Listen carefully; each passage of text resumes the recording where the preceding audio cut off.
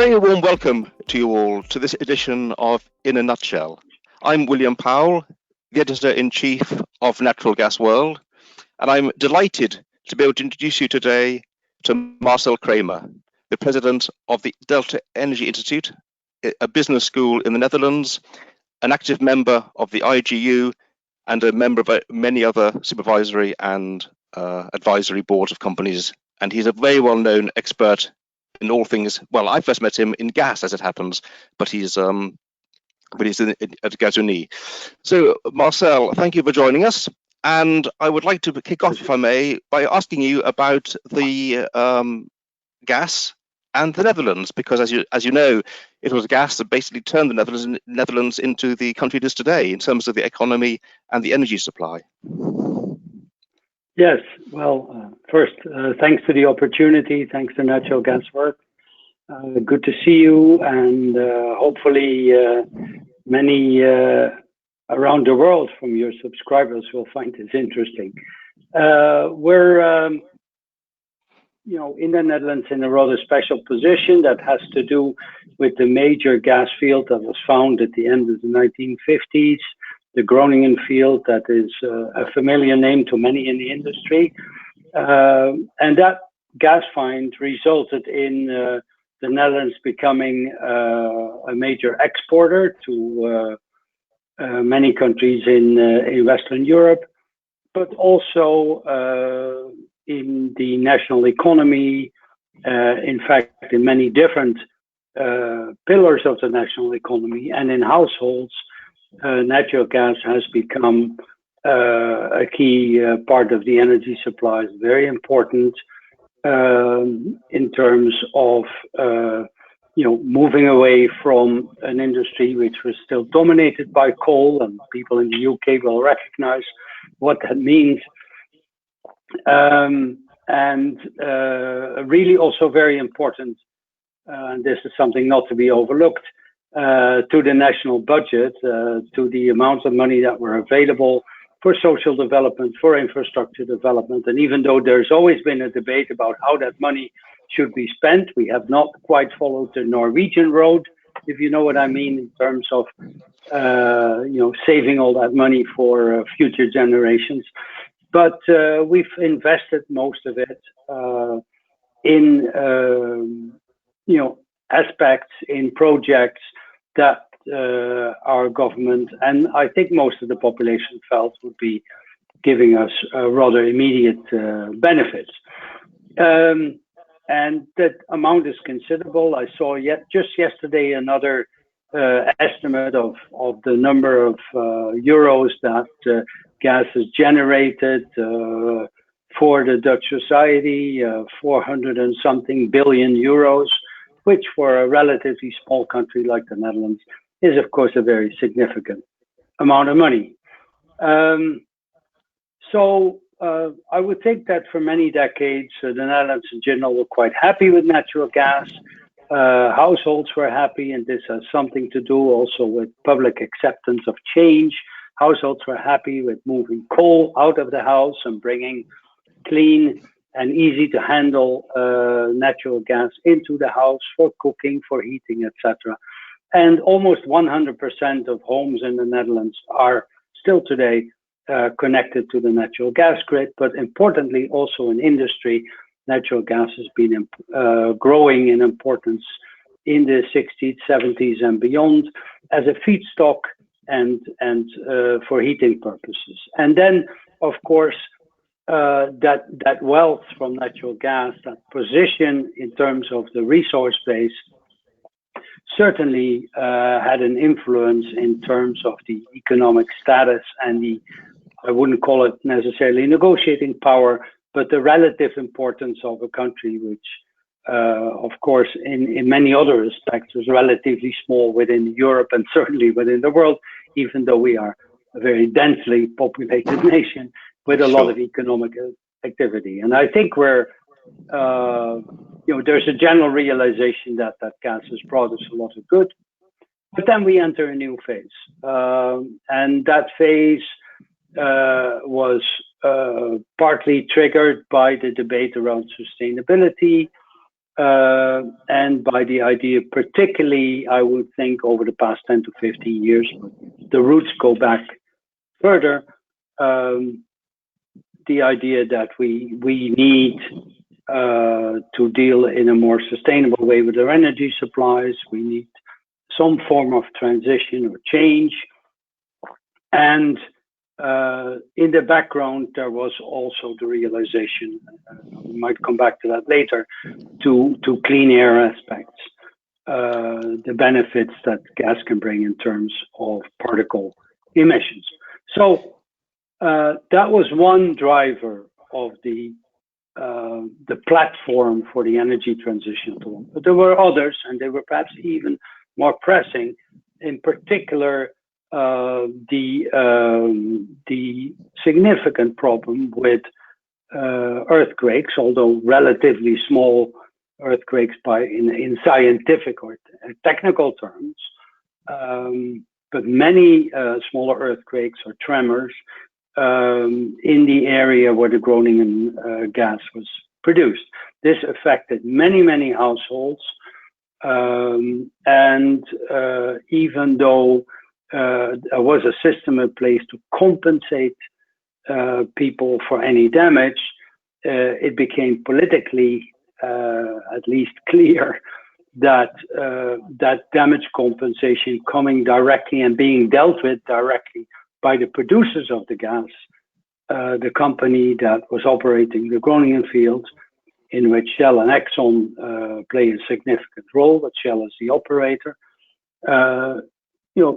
There was a sensitive political issue, and the combination of that sustainability drive, if you want, even though it was still, I think, in popular terms, relatively modest, you could say, compared to today, and the major issues around damage to many, many homes and buildings under the Groningen or on top of the Groningen gas field, brought about the realization that we have to really tackle that problem on all fronts. And thereby gas became from, something that maybe not everybody found wonderful, but it was generally accepted and supported, and there weren't too many issues around it. It became a problem case. And the problem case, I should add, was to some extent also affected or exacerbated by an image that here and there was created that that the dependence on imports, particularly dependence on Russian gas exports, might at some point in the future pose a problem. Now, that's a debate in itself. I want to park that, but I think in the background, and given the unfortunately deteriorating political relationships between the Netherlands or between Europe and Russia, and we know the stories behind that, that also didn't help.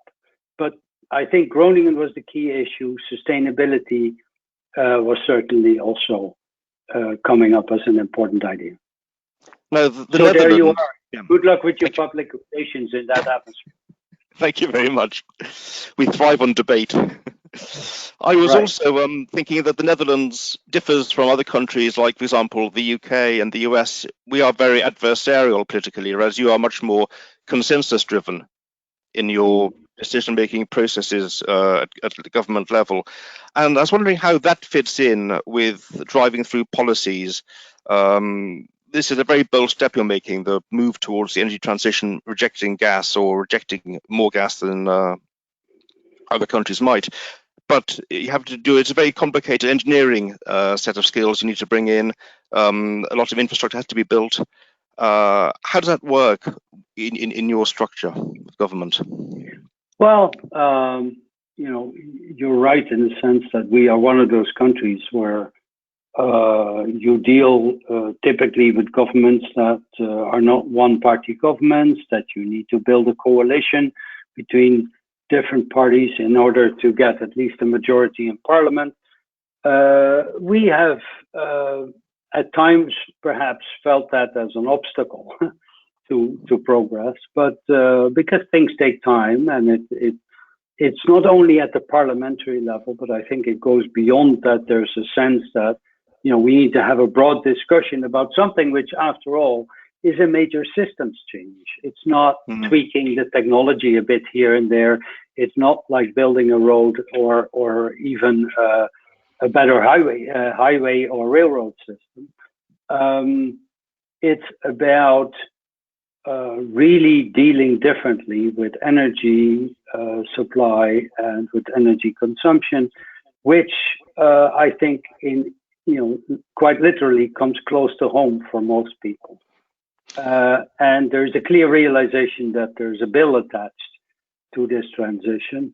There's maybe not always a clear realization that it is not a revolution but a transition, unless we're in for some major surprises on the technology front in the near future. This is going to take decades. So I think I'd like to be positive as well about the impact of having a consensus that goes beyond the 50% vote, if you know what I mean. I think in this society, and in this society, I think that tends to work reasonably well, although it takes time, and we love to debate all these things and we love to complain. But in the end, I think it's a better base. And the other thing is, you want to minimize stop and go situations. You want to minimize the number of situations. So there can be exceptional developments where you have to really make a serious change to your longer term plan, but you want to minimize that because it takes the steam. If I want to use that energy term, it takes the steam out of the transition. It could very well. And so in that coalition government, there is a better, I think in many cases, a better basis for a long-term change. But it's not going quickly. Now, in the Netherlands also, the state owns both the gas and the power networks. Could this be a conflict of interest at some point down the line? Or do you think it is in fact a virtue because it means that the molecules and the electrons can be more, if you like, comprehensively and holistically directed across the country? Well, there are many types of governments and there are many types of companies. And when governments are shareholders of companies, you can see the number of variables that can emerge. And we see that happening around the world. I think in the Dutch case, it was felt that energy infrastructure was so crucial to the economy and to everyday life that it was justified that the state had a significant influence over important decisions that those companies have to take, or important decisions that they will be part of the implementation of in terms of a government plan. So I think that realization is there. Then there's always the question, do you need to be 100% shareholder or not? I won't go into that now. We see many different models around Europe. And there are quite a few that are successful as fully state-owned, and there are quite a few that are very successful, maybe because they're not 100% state-owned. Some, in fact, have a situation where it's either entirely private or where the state has what you could call a golden share, but is really more at a distance. Then it also depends on how the government deals with that shareholding. My experience is that there's a school that says, well, you're a shareholder at a distance, you're focusing on a day-to-day basis really on sound management, a reasonable dividend to the state, to the society, if you want, and proper governance. And that's where it stops. And there are other governments, and this depends a little bit also, sometimes quite a bit, on the political situation, the political color of the government, where ministries, be there ministries of energy, of economics, or of finance, feel that they should be much more actively involved, active shareholders. And, frankly, I think that tends to be a more challenging path for the company sometimes, and also for the government itself. But it's a choice you can make on a political basis. If the consensus that we just talked about, and I'm not meaning 100% because we'll never get it, but if there's a clear majority of the population and of the parliament that say this is the route we go, then I can see that the government ownership, 100% or not, can be particularly helpful. I can also see it in the aspect of stimulating, supporting bilateral activity at a high political level, stimulating, supporting cooperation between countries, an important point that maybe we touch upon later, and the feeling among the population that we're all in this together, rather than there is some private company who's trying to push an agenda. So, I think there's no firm yes or no answer on this, but on balance, I think certainly government involvement in the Dutch case is positive. It may not be 100% essential, but it is by and large helpful. And in our setting, I think in the transition, things would get more complicated if these companies were entirely privately held, because after all, they deal with funds from the entire population. Sure. The Netherlands is made up of a number of provinces, very much like the European Union is made up of states. Does this patchwork of interests and so on threaten the economies of scale which the energy transition will need, do you think? And to what extent does a Dutch and also I'd like to ask, to what extent does a Dutch or a Belgian or a French energy policy make sense in a so-called single energy market? Well, I live in the great city of Amsterdam, and even the city of Amsterdam has a very active program and spending quite a bit of money on projects related to the energy transition, and has developed, as many other cities in the country and regions, their own plan for the energy transition. And there already at that level, of course, you run into the question of, well, it may be fine to have some local projects that should be stimulated and welcomed if they're productive and effective. But of course, for the kind of change we're talking about, that is not enough. And the cooperation across borders, whether they are provincial borders, state borders, or national borders, will be absolutely essential. We're seeing progress in that respect. I think, recently hydrogen is an example. Cooperation across borders is improving.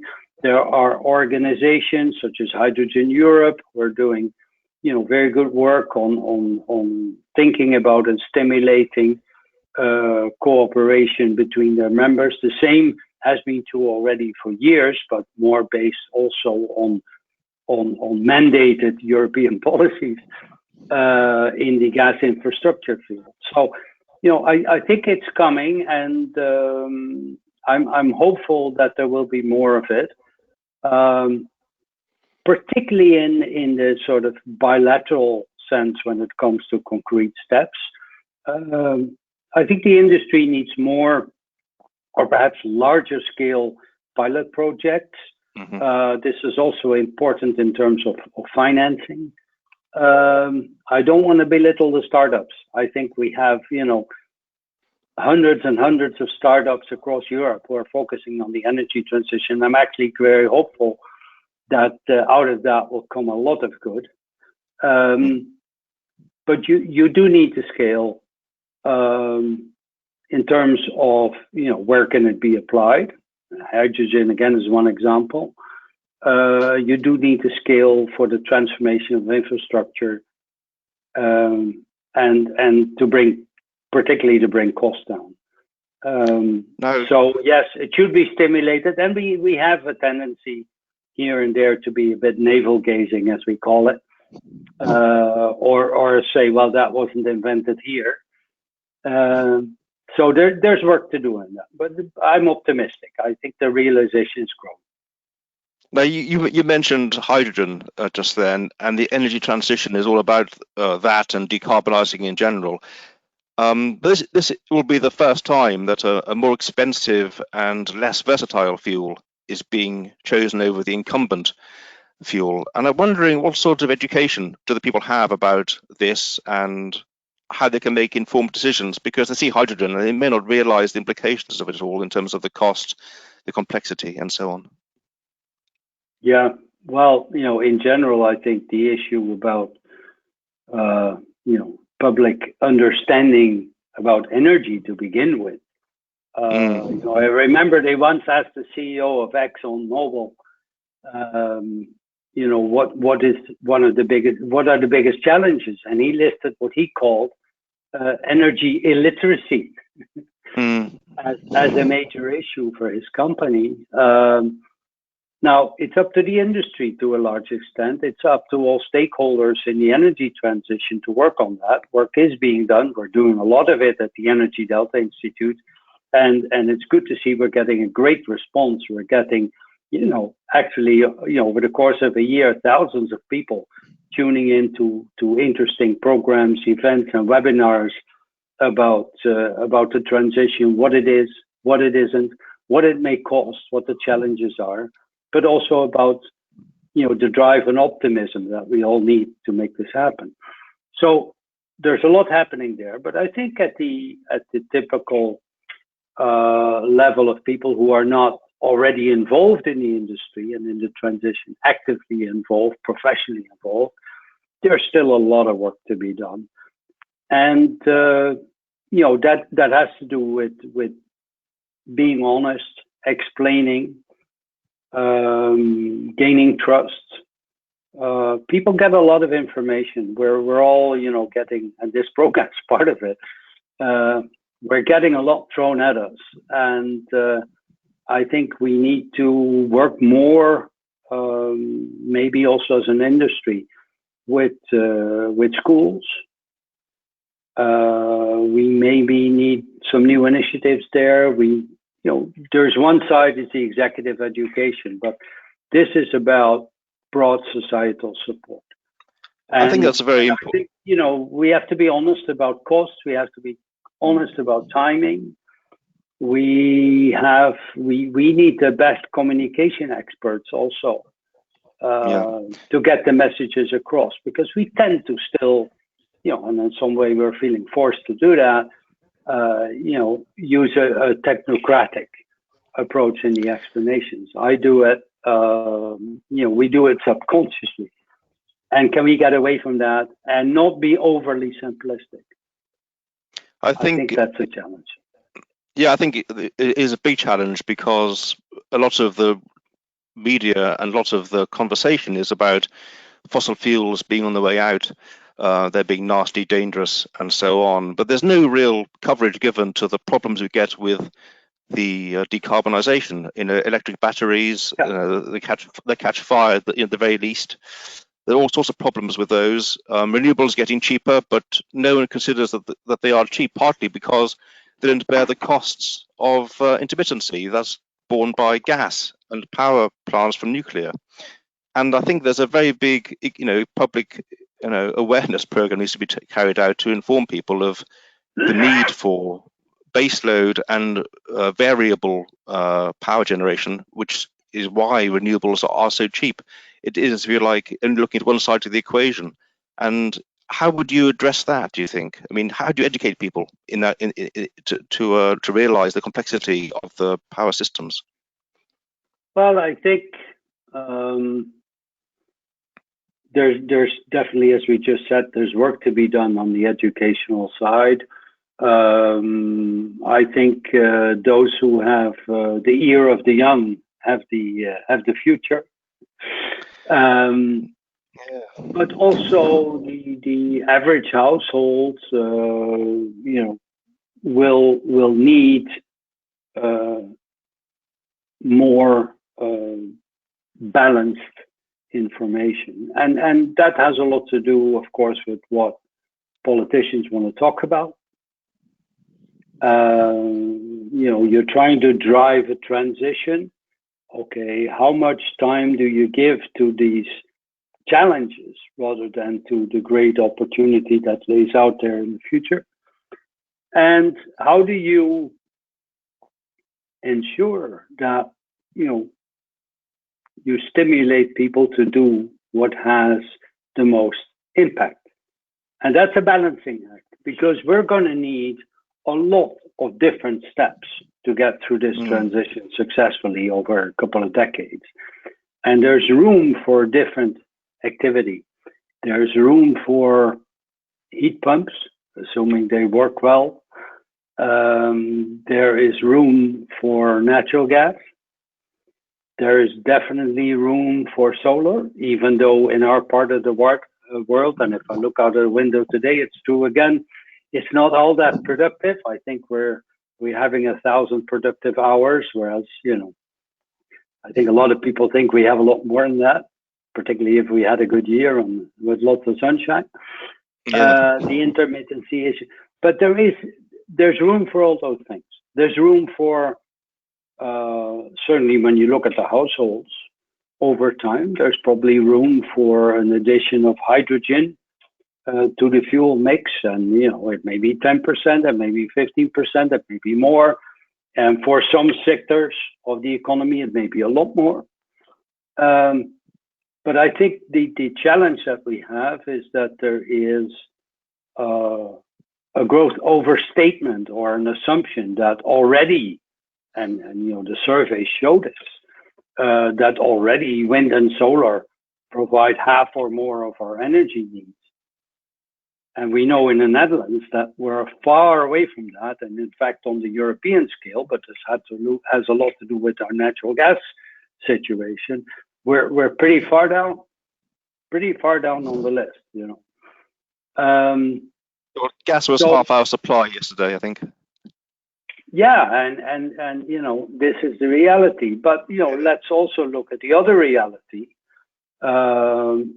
This is a country where we probably have more deaths from air pollution, from particulates, than from COVID.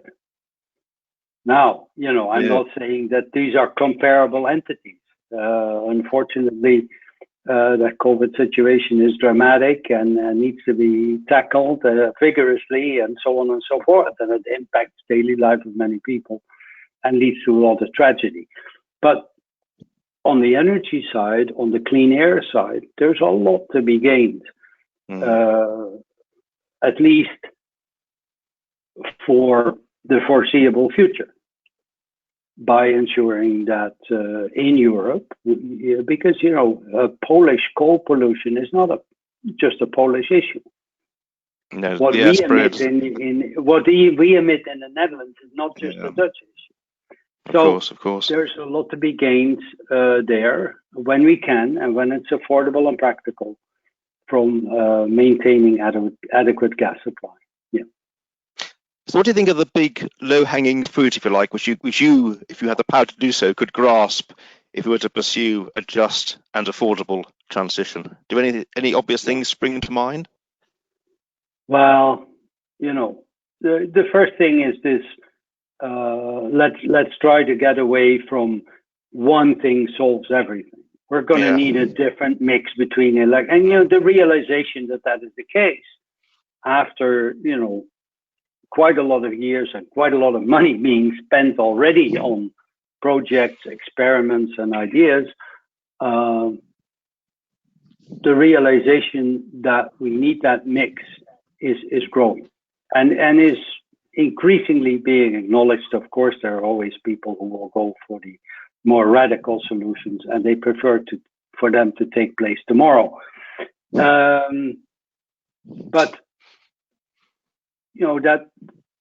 that mix of perhaps relatively modest steps over a period of 5 to 10 years, and then see how things develop and what holds the big promise. That's the first thing. The other one is, can we get to a point where things that are most effective also get the best funding. It's not happening now, and the history is not very good. I mean, we have a history of subsidizing things. There's certainly been quite a few cases where, when you look back, you say, well, either, that it wasn't very effective, or, it led to, a profit level which was you could almost call it inappropriate, or the money went to the wrong part. There's a lot happening. It's very difficult, the subsidy policy, but we are going to need them. And can we focus, particularly when maybe what is looming now is considerable economic difficulty, partly linked to COVID, and we're going to have to pay all these bills as a society. It does. Then you need to say, okay, dear friends, we'll stick to our guns. Hopefully we all have enough money. But really what's important here is, making sure that we have impact. And that's not always popular, because people will feel that the things they were being promised earlier on are no longer there. That's a difficult one. But the honesty about cost and timing, to me, is extremely important. And one reason why I think that, and we're not unique in this, but why I think that our Prime Minister has a lot of public support, even though it's very challenging these days because of what's happening on the COVID front, is that on that front we've seen an interesting and encouraging mix of straightforward explanation and consistency. And I think on the energy side, and again, I know there are significant differences there, but on the energy side, the messages are fragmented, and I think it would be great, even though we need cooperation between all kinds of government departments. That will always be the case to implement these measures. I'd like to see more prime ministerial messages on this. So maybe when he hears this, he'll pick it up. We'll see. Well, I think on the energy transition, that's a big thing. And so far, with all respect to the ministers who are making an effort, it's a bit too fragmented. Our own Prime Minister only yesterday rolled out his own plans for a reboot of Britain's economy, with industrial sectors, developing cars and carbon capture and storage and heat pumps, and it'll cost lots of money, but it caught, I think, the public mood until people said, hang on, this money's been promised before in one form or another, and actually there's very little of substance in it. Anyway, I think we have learned that politicians do say what's expedient very often without thinking too much about what the successors will have to worry about. So on that note, I think, Marcel, we should maybe call it a day. It's been extremely useful and helpful and enjoyable talking to you and hearing your views. And I'm glad to hear that the Energy Delta Institute is addressing these problems, particularly of education, and explaining to people this isn't going to be easy. We will make sacrifices, and it's going to be a slog, but if it all pull together, then maybe we'll achieve some of what we hope for, if not all of it. So on behalf of Natural Gas World, good. So on behalf of I think we'll be in for some unexpected breakthroughs over the next decade or two. It's almost a given, with all the efforts around the world, small and large. It's almost a given that I think there will be progress and that costs will come down. And for now, my recommendation is let's focus a bit more on insulating our homes and buildings. That's the best bang for the buck in the near term. Right. Well, on behalf of Natural Gas World, Marcel, thank you very, very much for your time and expertise. My pleasure. Good day to you. Thank you for the opportunity. Bye-bye. And thank you at home for listening. Goodbye.